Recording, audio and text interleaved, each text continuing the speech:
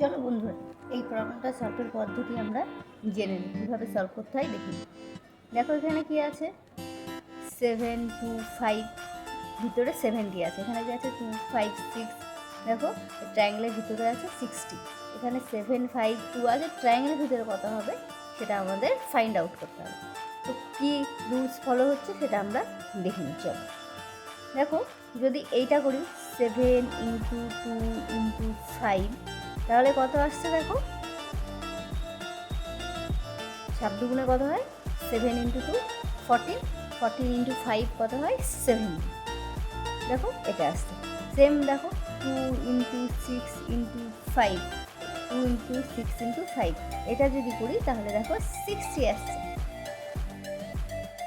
6 into 2 হচ্ছে 12, 12 into 15 হচ্ছে 60। তাহলে সিমিলারলি আমরা এইটাও অ্যাপ্লাই করি, 7 ইন্টু 5 ইন্টু 2, তাহলে কত কত আসছে দেখো, এটার অ্যান্সার আসছে দেখো 70।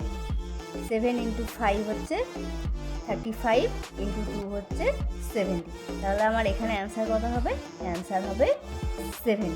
এই 70টা আমার অ্যান্সার। তাহলে বন্ধুরা তোমরা এই প্রবলেমটা সলভ করে বলো তো এর অ্যান্সার কী হবে, আমাকে কমেন্টে জানাবে।